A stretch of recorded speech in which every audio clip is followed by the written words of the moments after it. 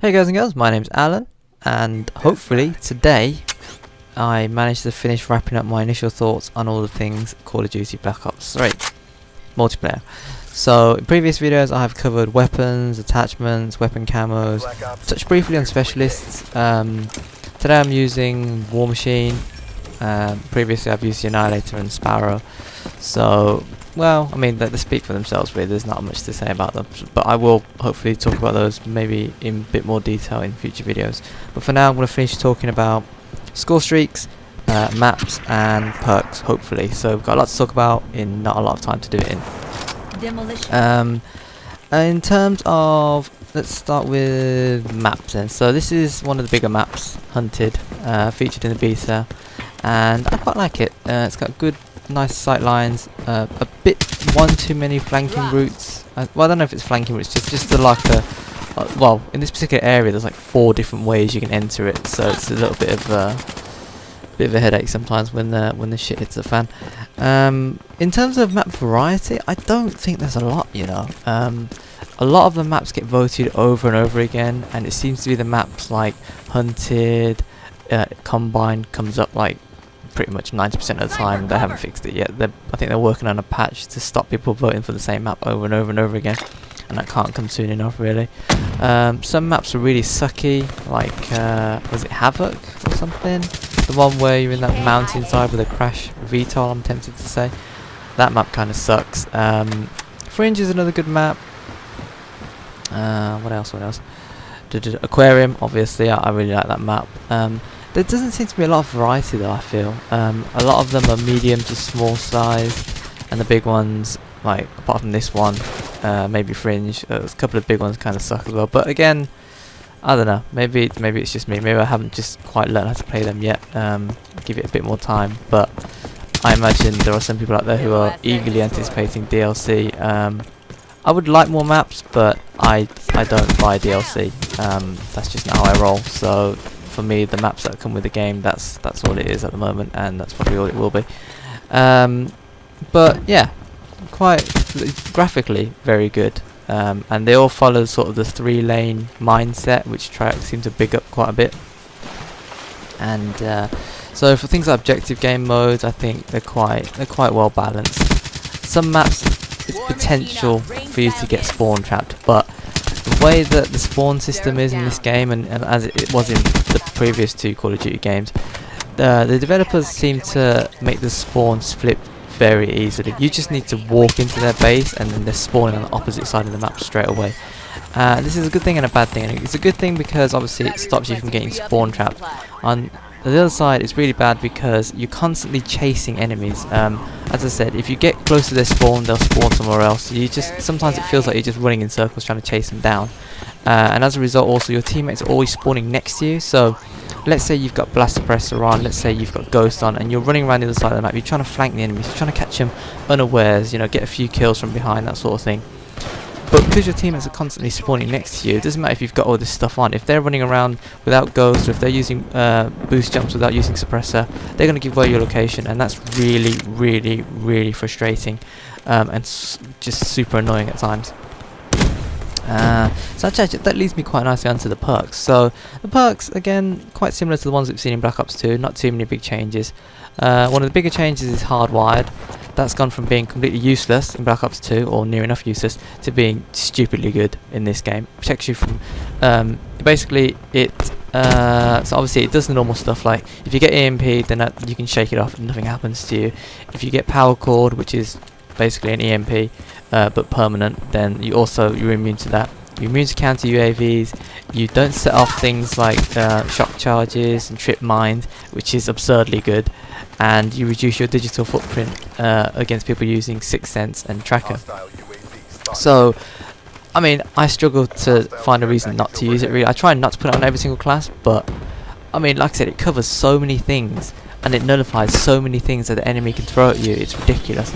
So I don't understand the thinking behind that. They needed to make it better than what it was in Black Ops 2 without a doubt, but I think they've made it too good now. So I'm just curious to know if they're going to balance that a bit, or if they're just going to leave it and see what happens. In terms of the other perks, so Engineer no longer delays equipment, that's obviously been taken over by hardwired. You can still re-roll and booby trap care packages, which I guess is good, but also with engineer you can actually spot things like UAVs and stuff on your minimap now, so instead of standing on the spot looking at the sky and just spinning 360 trying to find it, you can see where it is on, you know, you can see the direction of it by using your minimap, and then you can just look up at the sky in that particular location and you can track it down really easy. So it's really good if you're playing like an anti-air class and you're trying to take down air support quickly. It's really useful. Ghost stays the same, so if you're not moving you get pinged, and I think the delay is actually a lot shorter than it is in Black Ops 2. I could be making it up, but it feels as though you literally stop to reload and you get pinged straight away, and it's frustrating. I don't understand why they've kept Ghost the same way it is. They broke it in Black Ops 2 and they obviously they just never bothered to bring it back to how it was. They must, I mean obviously we could argue about Ghost all day long, but that's just how I feel. Ghost should permanently keep you off the radar unless your enemy's got a VSAT. This guy, I don't know what he's doing. I mean, I should have spotted him because I had the 6th Sense perk on, but just lying in the open with a sniper is just not the best tactic in the world. So what are the other perks? I'm trying to think. So you've got things like Cold-Blooded, which doesn't seem that useful anymore. It protects you if someone's using thermals, and obviously ground-based AI streaks. But the streaks in this game, actually, we'll talk about more of this in a second. But so yeah, it's good if you're trying to rush through. Like if you chuck a smoke grenade down, someone's using thermal, you can use it as cover. That's great. But that's about it really. Because kill streaks in this game, score streaks, they are not easy to earn. I mean, like I said, I don't think I'm a beginner to this game, but sometimes I struggle to get even a UAV, which is kind of mind blowing considering that UAV, well, H60 and the UAV are the lowest 2 kill streaks, but I don't always get them that easily.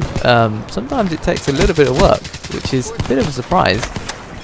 And I think that's obviously a decision the developers have made on purpose, because in previous games one could argue that the score streak spam was a bit crazy. But in this game, again, I think they've gone too far in the opposite direction. It's now, well, it's 500 points to get a UAV, which is 5 kills. Yeah, in a TDM, it's plenty more in an objective-based game mode, and I don't know if it's that good, a UAV at 5 kills. The H60, now that is a good kill streak. Again, that's like 4 kills to get that, but I've actually managed to get quite a few double kills and stuff with H60, so I can't complain too much. It's actually quite a decent score streak. I'm ashamed to admit that I do use it quite a bit, just because, as I said, it's the earliest one to get, the easiest one to get, and despite the fact it leaves you exposed, it kind of does, you know, if you drive it well behind enemy lines, you can get like double kills and triples and so on and so forth. So it can be quite good. So yeah, and as you see, I'm also using the counter UAV because I think that's the 3rd lowest kill streak. And again, I'm using it just because it's easy to get. And if you move higher up the chain, I mean, you've got things like the dart, which I'm hit and miss with, literally. It can be good. It's mostly not great though. And then obviously you've got things like Lightning Strike, Hellstorm. These have been buffed recently, which is a good thing, because prior to the buff they were sort of very weak. And again, that's probably because Black Ops 2, they were quite strong. And then if you move higher than that, you've got things like the turret, which is just as good as it was in Black Ops 2, but takes a while to earn. And then you've got the highest kill streaks. Like you think you've got the Wraith, and then you've got higher than that, you've got like the Raps and the GI unit and the Mothership. And rarely do I see those outside of objective-based game modes. I mean, unless someone's got them from a care package or something, I rarely see players get those naturally. And I've only managed to get them once or twice naturally, and even then the games were like, I must have had to play really, really well. And I think that's just a sign of how the developers have tried to design this game. So they've tried to make it so that, like, even if you're really good at the game, you can't dominate with streaks consistently, because, as I said, the streaks are quite high and you do have to earn them. And anyway, so the gameplay's over now. I think I've managed to cover everything I wanted to talk about. Possibly not in as much detail as I wanted to do, but again, we've got all the videos in the future that we can use to talk about them. So a very good performance for myself, if I do say so. I'm the only one who went positive, and I got a pretty decent score. And I don't want to say I carried the team, but I think the results speak for themselves. If you enjoyed the video, please consider tapping that like button for me. And if you're not yet a subscriber but fancy seeing more stuff like this in the future, then obviously you can always subscribe. And until the next video then, take care and thanks for watching.